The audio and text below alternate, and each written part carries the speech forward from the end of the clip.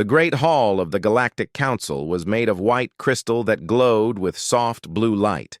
12 species had built it together 10,000 years ago, and they believed it would stand forever.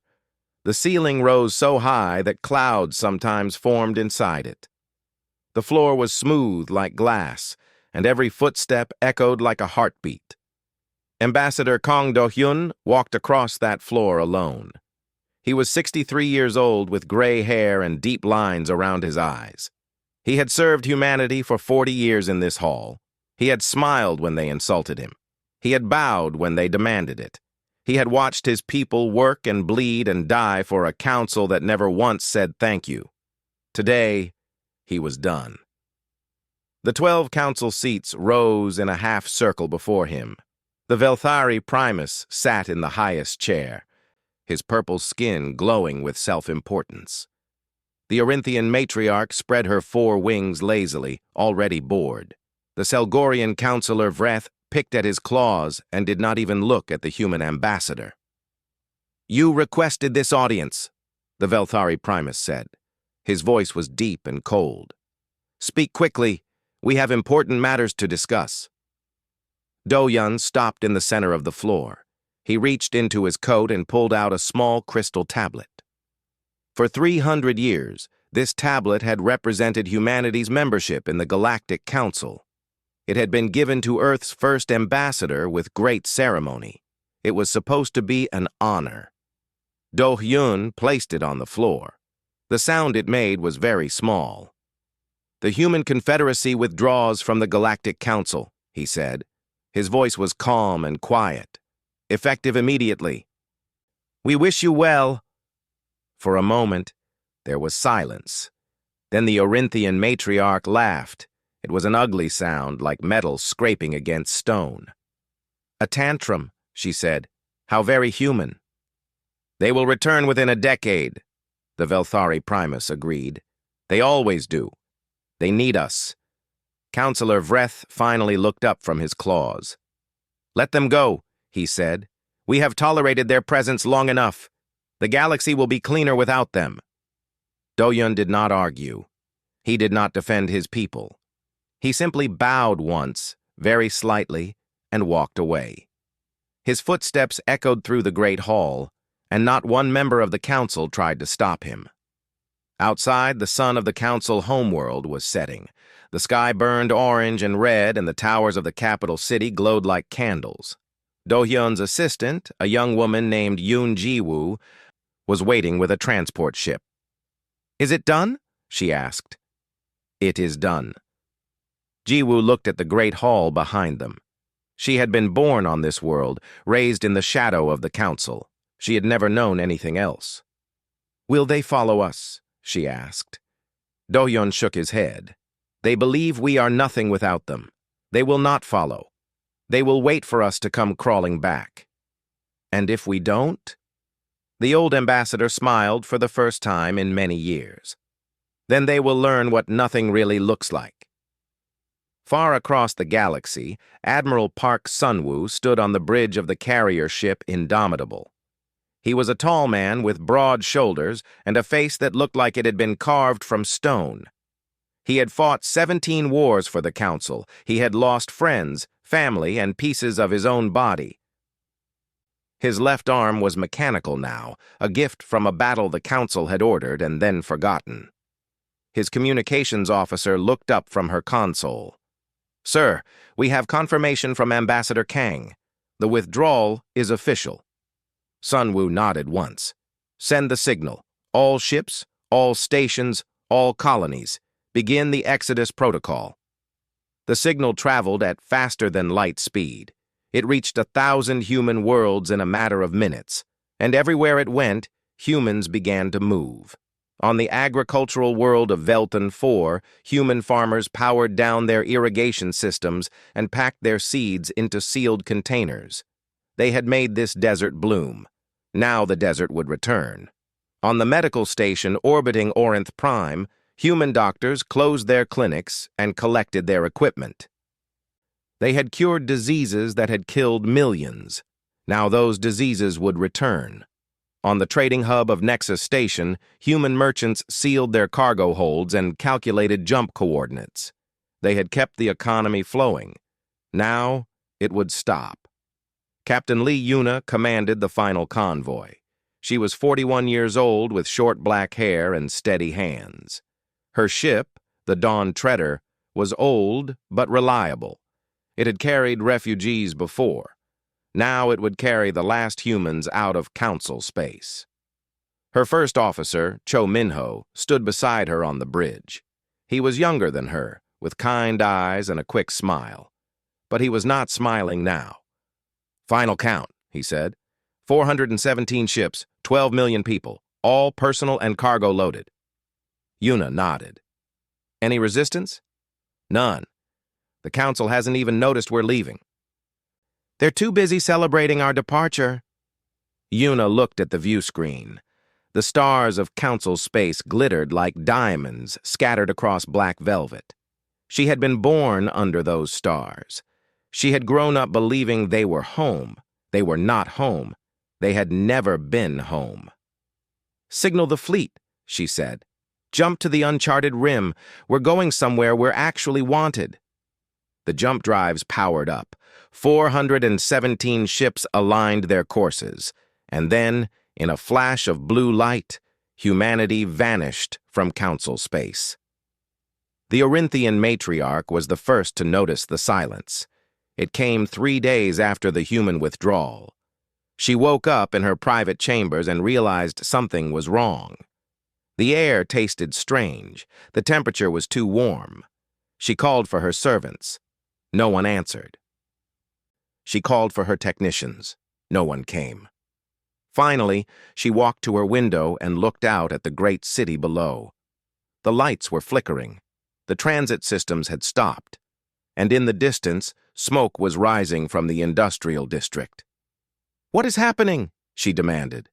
Her aide, a small Orinthian with trembling wings, finally appeared. "The atmospheric processors," he said. "They are failing. The human engineers who maintained them. They are gone." "Then fix them yourself." "We cannot, matriarch. We never learned how they work." The matriarch stared at him. For 300 years, humans had maintained the systems that kept her world alive. They had asked only for respect. They had received only contempt. Now they were gone. And the matriarch was beginning to understand what that meant. Across the galaxy, on a world with no name yet, Captain Lee Yuna watched the first sunrise of a new era. The sky turned gold and pink and purple, and the light touched mountains that no one had ever seen before. Her daughter, a girl of 17 named Sohee, stood beside her. "Is this really ours?" Sohee asked. Yuna put her arm around her daughter's shoulders. "Yes," she said, "this is really ours, and no one will ever take it from us." Behind them, 12 million humans began to build a new world. They did not look back. 6 months passed. The Galactic Council told itself that everything was fine. The humans were gone, and good riddance. The galaxy was pure again, clean of the noisy little creatures who had always asked too many questions and never known their place. But the cracks were already forming. Station Orinth 7 was the largest space station in the Orinthian Empire. 50 million people lived there, floating in the darkness between stars. The station was beautiful, a great ring of silver metal that spun slowly to create gravity. Gardens grew on its inner surface. Rivers flowed in gentle curves. Children played in parks filled with trees from a dozen different worlds. And the atmospheric processors were dying. Chief Administrator Kellos stood in the main control room and watched the warning lights blink red. He was an old Orinthian with faded wings and cloudy eyes. He had run this station for 30 years. He had never once worried about the air. "What do you mean you cannot fix it?" he demanded. His chief technician, a young Orinthian named Pallas, spread his wings in a gesture of helplessness. "The systems are human-designed. Administrator, the core algorithms are written in human code. The maintenance protocols require human tools. We have none of these things. Then contact the humans and demand they return to fix it. Pallas was quiet for a long moment. Administrator, the humans are gone. All of them. There are no humans left in council space. Kelos stared at him. The words did not make sense. Humans had always been there. They fixed things. They built things. They worked in the deep places where no one else wanted to go. They were like the air itself, invisible and everywhere. Surely some remained, Kelos said. Surely there are humans somewhere. No, Administrator, they left together, every single one. The warning lights continued to blink. The air was growing thin. And Kelos realized, for the first time in his long life, that he had never once thanked a human for keeping him alive. On the agricultural world of Selvoria, the grain was dying. Councillor Vreth walked through fields that had once been gold with wheat. Now they were brown and withered, the stalks bent and broken. The soil smelled wrong, like rot and chemicals mixed together. Explain this, he commanded. His agricultural minister, a nervous Selgorian named Thal, clutched a data tablet to his chest. The soil bacteria, Counselor. The humans modified them decades ago to increase crop yields. The bacteria require a specific nutrient compound to survive. The humans supplied this compound every growing season. Then supply it ourselves. We cannot, Counselor. We do not know the formula. The humans kept it in their own records. When they left, they took all their records with them. Vreth looked at the dying fields. 3 billion people on this world depended on this grain. Without it, they would starve. How long do we have? Thal swallowed hard. 2 harvests, perhaps 3. After that, the soil will be dead. Nothing will grow. Vreth remembered the day the human ambassador had placed his resignation on the council floor. Vreth had called humans dirty. He had said the galaxy would be cleaner without them. The fields stretched to the horizon, brown and dying. Vreth did not feel clean. He felt afraid. In the great library of the council, a human woman named Te Hyejin worked in silence. She was 34 years old, with long black hair she kept tied back and eyes that saw everything. She was one of the very few humans left in council space. Not by choice, but by circumstance. 10 years ago, she had fallen in love with a Selgorian librarian named Maroth. They had married in secret, because the council did not approve of such unions. When the Exodus came, Hyejin had been forced to stay behind. The council had discovered her marriage and used it as an excuse to deny her passage. She was exiled, trapped, alone. But she was also in the greatest library in the galaxy, surrounded by the knowledge of 10,000 years. And she was watching the council slowly realize how much they had lost. Maroth found her in the ancient history section, reading by the light of a glowing crystal. His scales were gray-green, his eyes gentle. He was the only reason she had not gone mad. There was another riot today, he said, sitting beside her. The food distribution center in the lower city. People are scared. They should be, Hyejin said. This is only the beginning. Maroth was quiet for a moment. Why didn't your people fight? When the council mistreated you, why did you never fight back? Hyejin closed her book and looked at her husband. Because fighting would have proven them right about us. They called us violent, uncivilized, dangerous. If we had gone to war, they would have pointed at the destruction and said, "See? We told you so." But leaving proves them wrong. We didn't destroy anything. We didn't hurt anyone. We simply stopped giving them what they never appreciated. She smiled, but there was no joy in it. Now they will learn what our work was worth. Now they will understand what they lost. Maroth took her hand. His scales were warm against her skin. Do you hate them? Hyejin thought about it for a long time. No, she finally said. I am tired. I am sad. But I do not hate them. Hate would mean I still care what they think. I don't.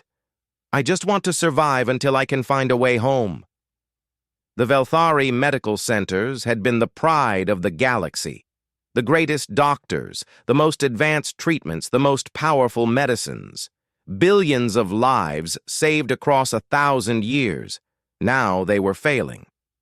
Director Thesser stood in the main ward of the Central Medical Complex and watched patients die. They were dying of a disease called Corin's syndrome, a wasting illness that ate the body from the inside out.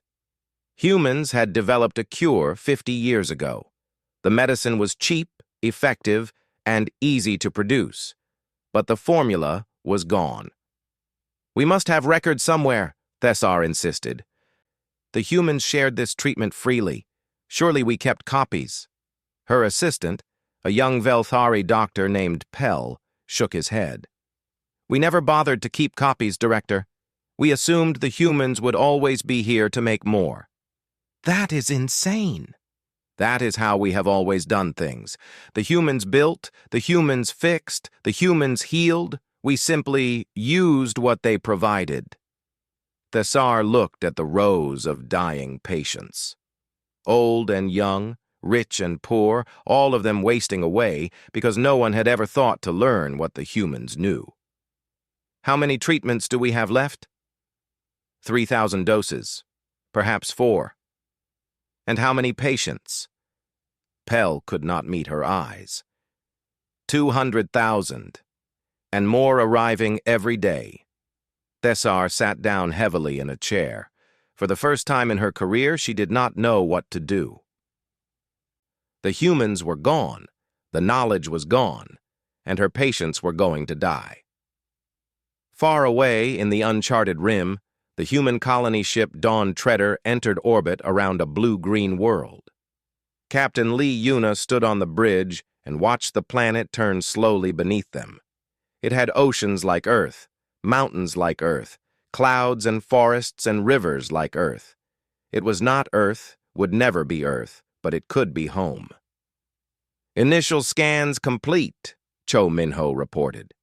Atmosphere is breathable. Water is clean.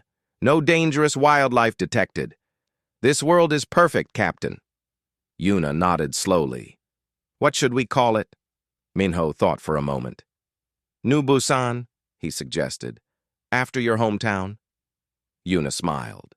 She had grown up in Busan, on Earth, a city of mountains and sea and stubborn people who never gave up. It felt right. New Busan, she agreed. Signal the fleet. Tell them we're home. 12 million humans looked down at their new world and felt something they had not felt in centuries. Hope. True hope, untainted by fear or desperation. They were free. They were safe. They were finally, truly home. And they would never go back. The unraveling.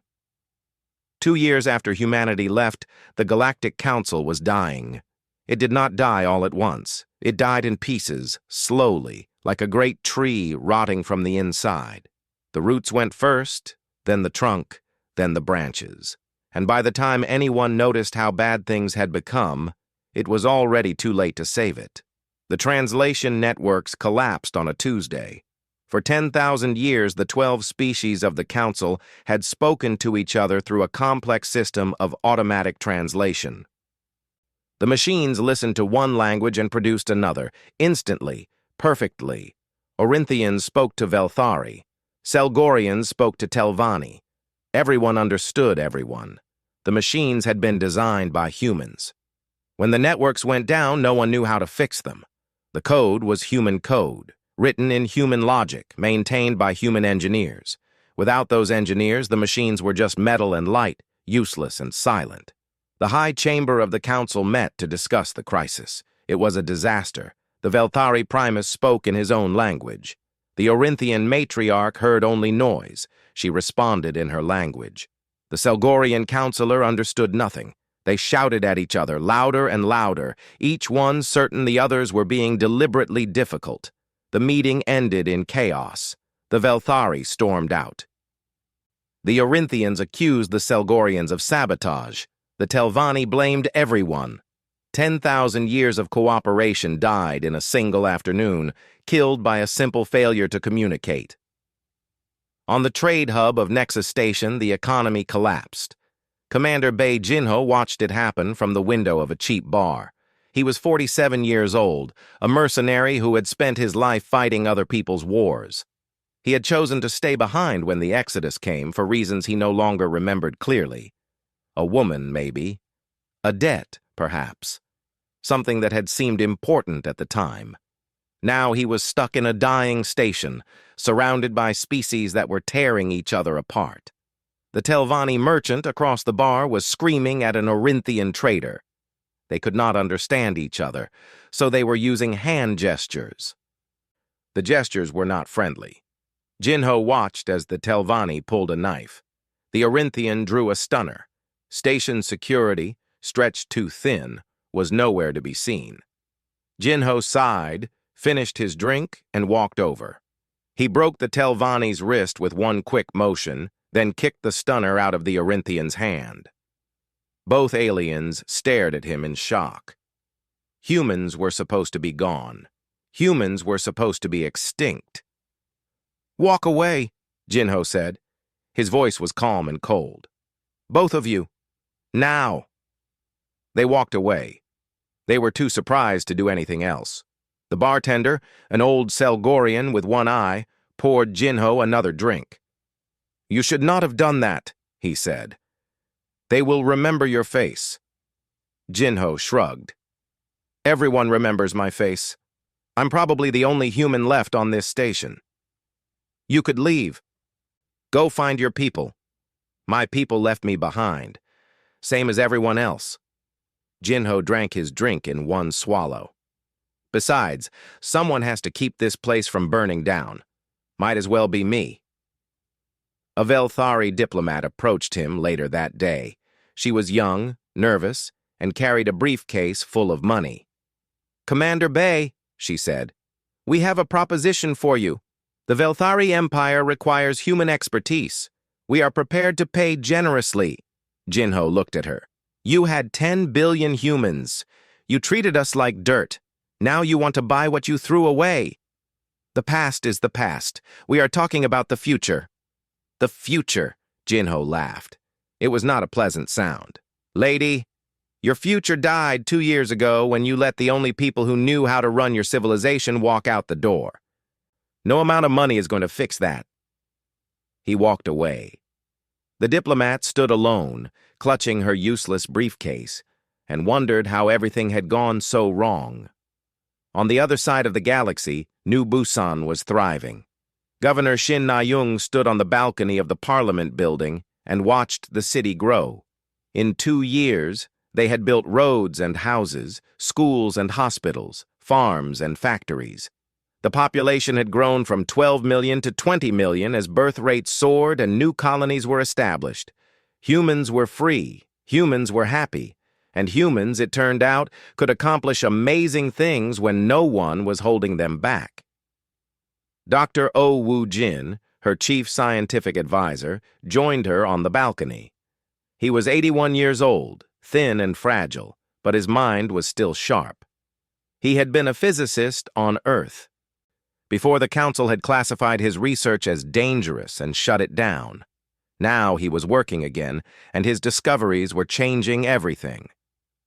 "The new propulsion system is ready for testing," he said. "If it works, our ships will be 3 times faster than council vessels." "And the defense grid?" "Operational. Any council fleet that enters our space will receive a very unpleasant surprise." Na-young nodded. She had hoped they would not need weapons, but she was not naive. The council might come looking for them eventually. When that day came, humanity would be ready. General Han Tae-woo was less patient. He was a large man with a scarred face and a mechanical leg, souvenirs from the wars he had fought for the council. He had lost his wife in one of those wars, his son in another. He had no love for the species that had used humanity as cannon fodder for 3 centuries. "We should strike first," he said at the council meeting that evening. The council is weak, divided. We could end them now, before they recover. And then what? Dr. Wu Jin asked. We become conquerors? We rule over species that will hate us forever? They already hate us.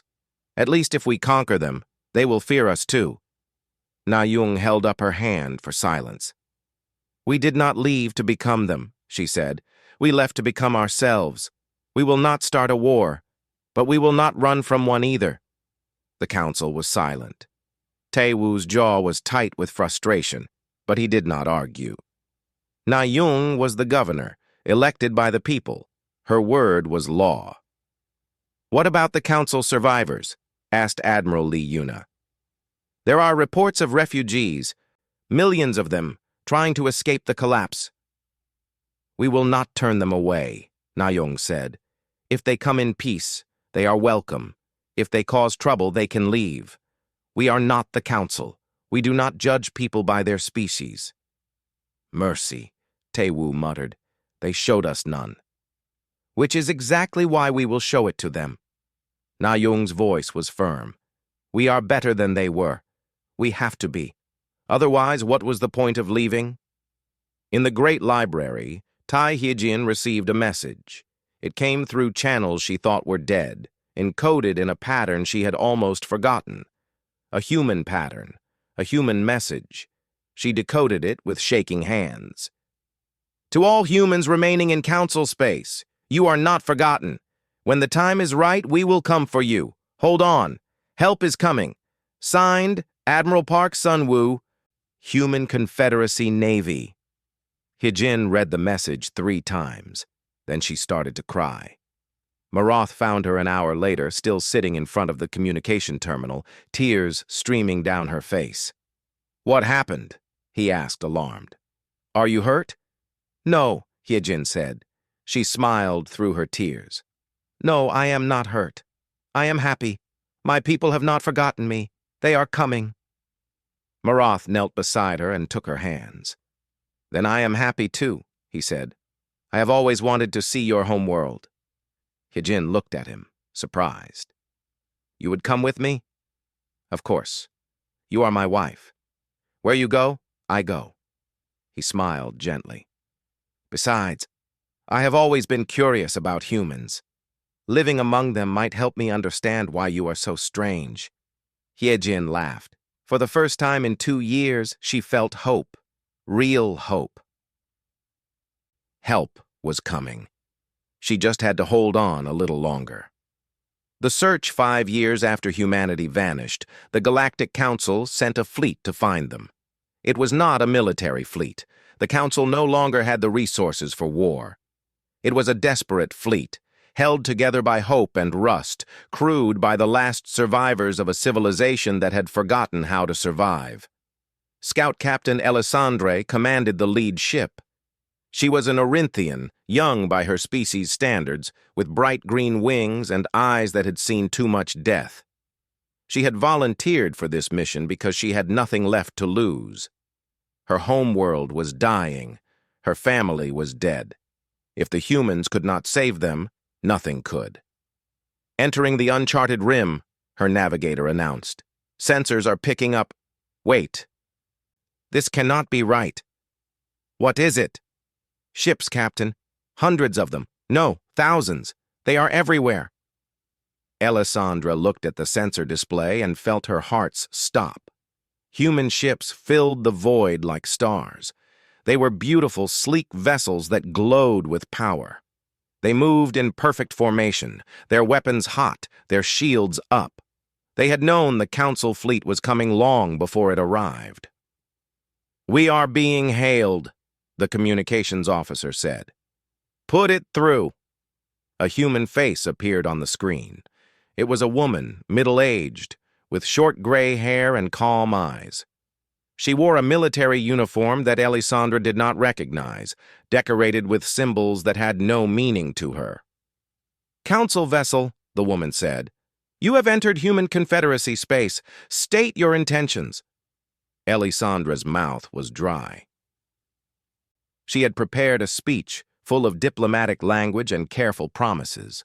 but looking at the power arrayed against her, all those words seemed foolish. "We need help," she said simply. "Our people are dying. We have come to beg." The human woman studied her for a long moment. Then she nodded. "Follow the beacon," she said. "Do not deviate from the course. Any hostile action will be met with immediate destruction. Welcome to New Busan, Captain. I hope you find what you are looking for." The screen went dark. Elisandra released a breath she did not know she had been holding. "Follow the beacon," she ordered. "And someone tell me what happened in 5 years that turned the humans into this." The answer became clear as they approached New Busan. The planet was surrounded by defense platforms, each one bristling with weapons that made Council technology look like toys. Orbital shipyards produced new vessels at a rate that should have been impossible. Communication satellites formed a web around the entire system, monitoring everything that moved, and on the surface, cities gleamed like jewels. Elisandra had expected to find humans struggling, hungry, desperate, ready to be rescued. Instead, she found an empire. A young empire, yes, but growing fast, growing strong, growing in ways the Council had never imagined possible. "How?" she whispered. "How did they do this in 5 years?"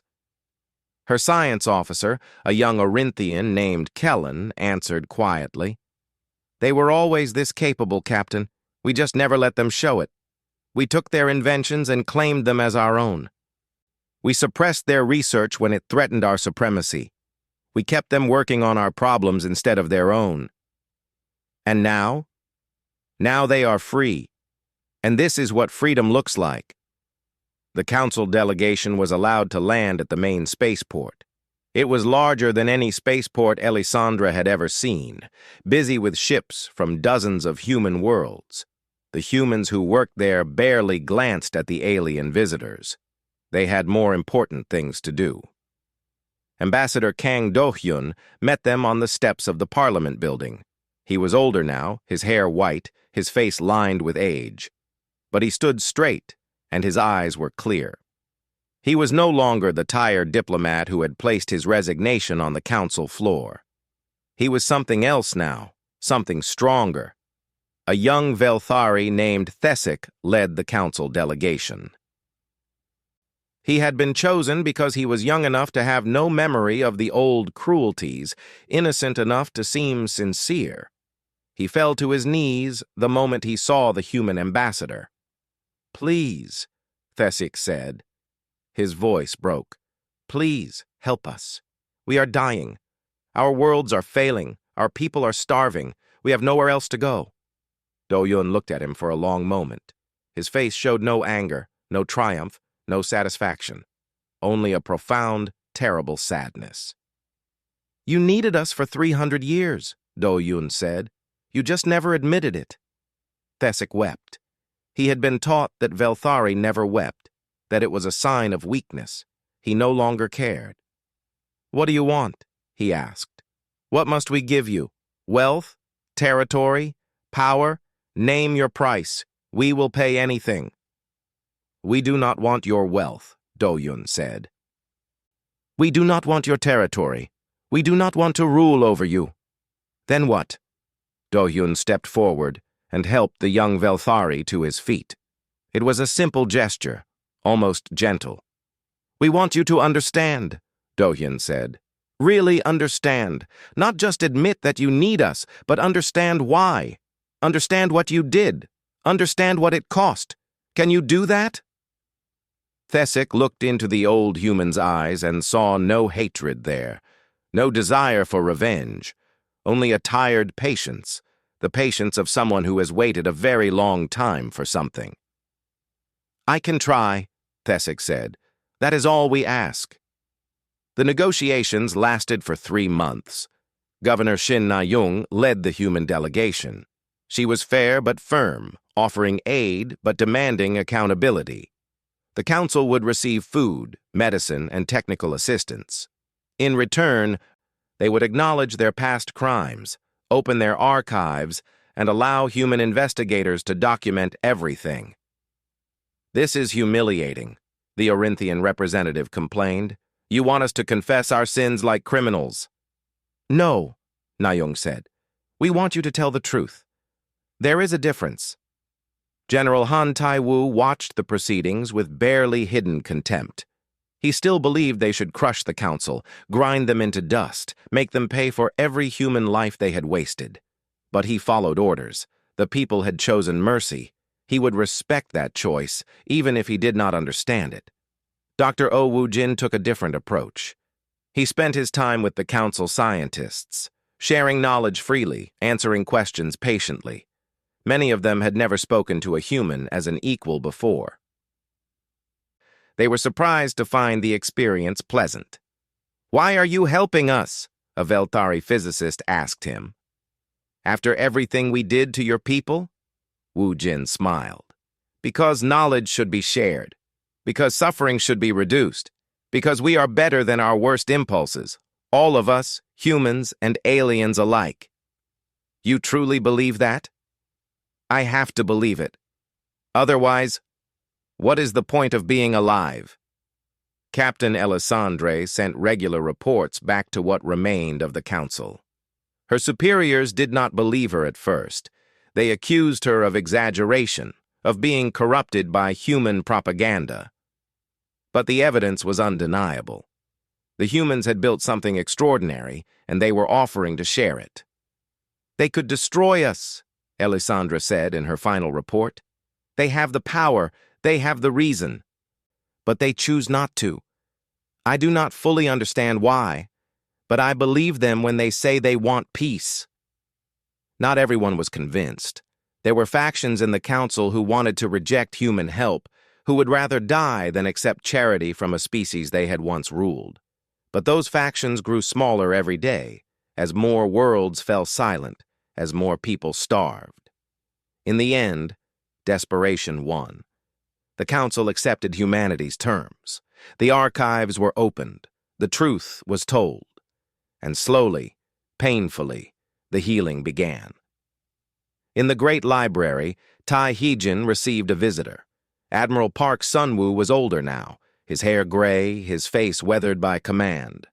But he smiled when he saw her, and his eyes were kind. "I promised we would come for you," he said. "I am sorry it took so long." Heejin shook her head. "You came. That is what matters." She introduced him to Marath, her husband. Sun-woo shook the Selgorian's hand without hesitation. "Thank you for taking care of her," Sun-woo said. "You are welcome among us, if you wish to come." Marath looked at Heejin, then back at the Admiral. "I would like that very much." They left the great library together, walking through halls that had once been Heejin's prison. She did not look back. There was nothing left for her here. Ahead, the human ships waited to take her home. The Reckoning. The Galactic Council died in the 7th year. It did not die in battle or in glory. It simply stopped existing, like a fire running out of fuel. The Great Hall of White Crystal, built 10,000 years ago by 12 species working together, stood empty and dark. The eternal lights had finally gone out. The Velthari Primus died alone. He had been the proudest of them all, the loudest voice calling for human expulsion, the first to laugh when Ambassador Kang placed his resignation on the floor. Now he sat in an empty palace, surrounded by treasures that no one wanted and machines that no one could repair. His servants were gone. His advisors were dead. His people had scattered to the winds, fleeing to human colonies or dying in the chaos that consumed their homeworld. In his final hours, the Primus wrote a letter. It was addressed to no one in particular, a confession to the universe itself. "We were wrong," he wrote. "We looked at humans and saw only what we wanted to see. We called them primitive and used their machines. We called them simple and relied on their wisdom. We called them weak and sent them to fight our wars. We were fools. We were blind. And now we are dust." The letter was found years later, preserved in the ruins of the palace. It became required reading in human schools, a reminder of what arrogance could cost. General Han Tae-woo had drawn up the plans. Operation Reckoning, he called it. 6 months to conquer all of Council space. Minimal casualties for human forces, acceptable losses for the enemy. Clean, efficient, final. The Council would cease to exist, and humanity would rule in its place. He presented the plans to Governor Shin Na-young on a quiet afternoon, the sunlight streaming through her office windows. She looked at the documents for a long time without speaking. "This would work," she finally said. "Yes," Tae-woo agreed. "It would. We would win. Completely." Na-young set the documents down. "And then?" Tae-woo frowned. "Then we rule. We bring order to the chaos. We make sure nothing like this ever happens again. By becoming the Council? By forcing other species to serve us the way they forced us to serve them? By being in charge. By being strong." Na-young shook her head slowly. "I understand why you want this. I understand your anger, your pain. The Council took everything from you, your wife, your son, your leg. They deserve to suffer." "Yes," Tae-woo said. His voice was hard. "They do. But we didn't leave to become them. We left to become ourselves. If we conquer them, if we rule them through fear and force, then what was the point? We just become the next Council, waiting for the next oppressed species to rise up and destroy us." Tae-woo was silent, his hands clenched into fists at his sides. "I know you disagree," Na-young said gently, "but I am asking you to trust me, not because I am the governor, but because I am your friend. Can you do that?" The silence stretched for a long moment. Then slowly, Tae-woo unclenched his fists. "I can try," he said. "That is all I ask." Instead of conquest, humanity offered aid. But it was aid on human terms, given freely but not cheaply. Those who wanted help had to ask for it. Those who received it had to work alongside human teachers, not beneath human masters. The old hierarchy was dead. A new relationship had to be built from the ground up. Dr. Oh Woo-jin led the scientific exchange programs. At 90 years old, he was frail and tired, but he refused to retire. There was too much work to do. "You could let someone younger handle this," his assistant said. "I have spent my whole life watching knowledge hoarded and hidden," Woo-jin replied. "I want to see it shared before I die. Is that so strange?" On the Telvanni homeworld, human doctors worked alongside local healers to fight the plague that had killed millions. They did not take credit. They did not demand gratitude. They simply worked, day after day, saving lives that the Council would have considered worthless.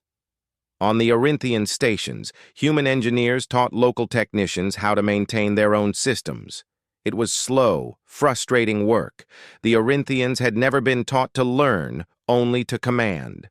But slowly, surely, they began to understand. On the Selgorian agricultural worlds, human farmers showed local workers how to heal the poisoned soil. It would take years, maybe decades, but the land would live again.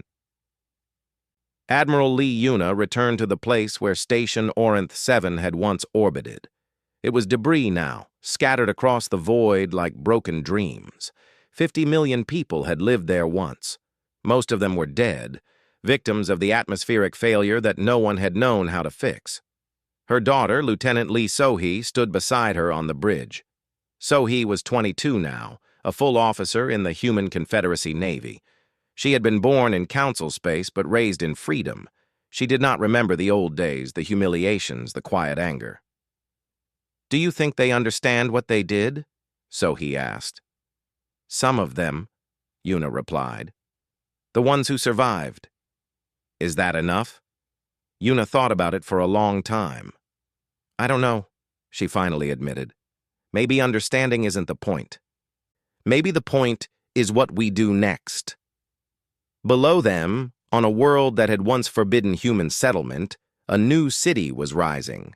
It had no name yet, just a designation, a number on a map. But people were calling it hope. Human and alien children played together in the streets that were still being paved. Human doctors trained Selgorian medical students in clinics that smelled of fresh paint. Human farmers taught Telvanni refugees how to plant crops in soil that was finally beginning to heal. It was not perfect. There was still anger, still resentment, still old wounds that might never fully close. But it was a beginning. Ambassador Kang Do-hyun gave his final address on the 10th anniversary of the Exodus. The Great Chamber was filled with representatives from 100 species, old council members and new allies alike. They came from worlds that had once been enemies, united now by something that might have been hope, might have been desperation, might have been simple exhaustion. Do-hyun was 73 years old. His hair was white, his hands trembled slightly, and his voice was softer than it once had been. But when he spoke, the entire chamber fell silent. 10 years ago, he said, I stood in another great hall and placed my resignation on the floor. The council laughed. They called it a tantrum. They said we would crawl back within a decade. He paused, looking out at the faces before him. They were half right. A decade has passed, but we did not crawl. We walked. We walked away from a galaxy that did not want us, and we built something new, something beautiful, something that belongs to us. You asked us once why we left in silence. Why we didn't rage, didn't fight, didn't demand justice. Why we simply walked away. Another pause. The silence was absolute. Because silence was the loudest thing we could say. We didn't need to prove our worth with weapons. We didn't need to burn down the old world to build a new one. We proved our worth by leaving. We proved it by letting you see what a universe without us looked like. He smiled, and for a moment, he looked like the young man who had first entered council service 40 years ago, full of hope and determination. Now you know. The question is, what will you do with that knowledge? The chamber erupted in applause. It was not the polite applause of diplomacy, but something raw and genuine. Species that had never agreed on anything found themselves clapping together, united by something they did not fully understand. After the ceremony, Do-hyun walked alone through the gardens of New Busan. The flowers were blooming, a riot of colors from a dozen different worlds. Bees hummed in the warm air, and birds sang in the trees. Tai Hijin found him sitting on a bench watching the sunset. You should be at the reception, she said. I am too old for receptions. He smiled at her. Sit with me. Watch the sun go down. She sat beside him. Marath waited nearby, giving them space. What happens now? Hyejin asked. Now we live, we build, we teach, we learn. Do-hyun looked at the sunset, at the colors painting the sky. We had 300 years of pain. Maybe we can have 300 years of peace. Do you think it will last? Nothing lasts forever, but we can make it last as long as possible. That is all anyone can do. The sun touched the horizon, painting the world in gold and crimson. Somewhere in the city, children were laughing. Somewhere in the stars, human ships were carrying hope to worlds that had forgotten what hope felt like. Humanity had left in silence, and in that silence, they had said everything that needed to be said. Now, at last, they could speak again. And the universe was finally ready to listen.